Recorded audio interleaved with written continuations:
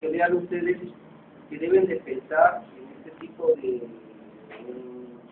en esta clasificación, porque van a encontrar a los diferentes agentes etiológicos de la laringitis, y así podemos encontrar la inespecífica, la que quiere decir pues, que no, pues, de una u otra forma no hay un agente exclusivo, sino que hay una conjugación tanto de medio ambiente, de la profesión propia del individuo, de las costumbres del individuo. Así podemos encontrar pues, laringitis funcionales, que bien ya explicó su compañera, pues que generalmente están relacionadas con procesos de tipo irritativo. Y las específicas sí tienen una etiología pura.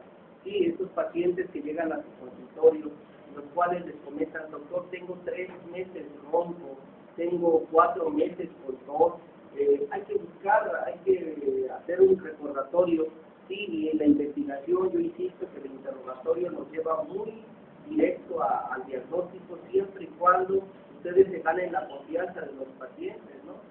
A qué se dedica, qué hace, no le pregunten a qué hora sale con el pan, porque entonces sí ya, ¿verdad?, se enfrenta a otras malas interpretaciones, ¿sí?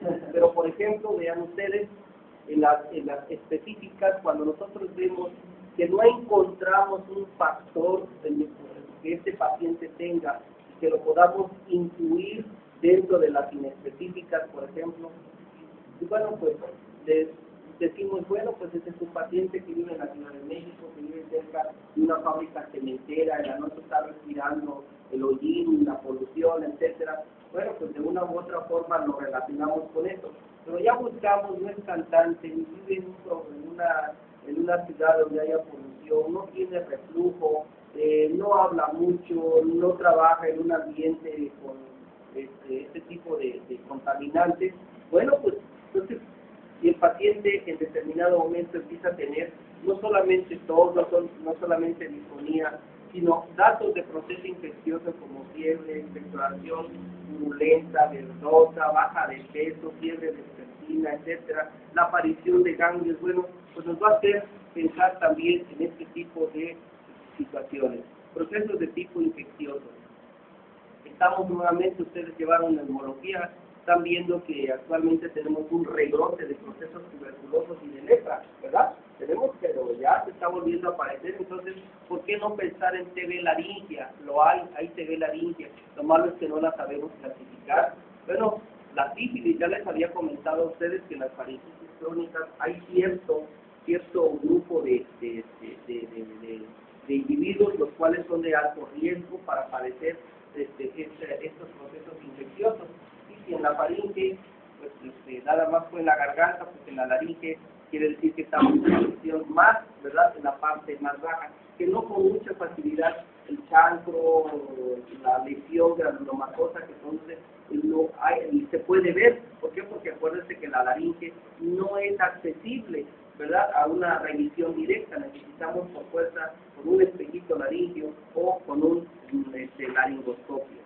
Bien, entonces también, bueno, tenemos que pensar en este tipo de procesos cuando las manifestaciones clínicas de tos o de insuficiencia respiratoria leve o en determinado momento de disfonía, se agregan otras manifestaciones propias de procesos de tipo infeccioso.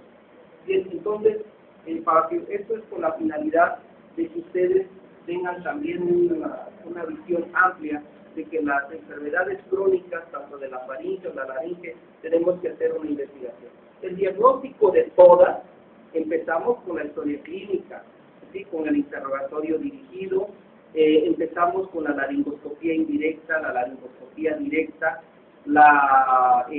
cultivo de secreciones, la biopsia inclusive, sí, que esto es un protocolo, así que pudimos haber hablado de todas y al último hacer el diagnóstico con estos pasos que acabamos de comentar. Entonces el tratamiento pues es etiológico, de acuerdo a la etiología. Sobre todo hay algunas muy fáciles, los tratamientos muy fáciles, pero tenemos que hacer hincapié porque muchas veces el paciente fue al consultorio y es un profesor, es un sacerdote, es un vendedor ambulante, y nosotros le hicimos el comentario, mire, tiene usted que dejar de hablar Bueno, pues si esa es su profesión, pues definitivamente él no les va a hacer caso. Decía, el doctor más, le voy a pagar para que me dijera que no hable. No, tienen ustedes que indicar, por supuesto que vaya en un proceso crónico agudizado cuando los van a ver. Él de por sí se sabe crónico, pero antier fue, si es sacerdote, pues 12 misas en todo un día, o etcétera, o es un locutor, o es un de esos que anuncian los que anuncian las corridas de los toros y están ahí narrando lo que está sucediendo.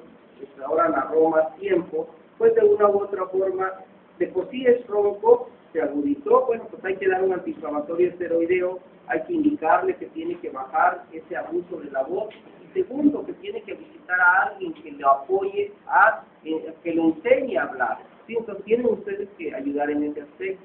Igualmente, por ejemplo, los pacientes que viven en polución, o los trabajadores en las gasolinerías, los talleres mecánicos, bueno, pues el uso de algún protector para no inhalar en forma directa o en la cantidad que irrite las cuerdas vocales.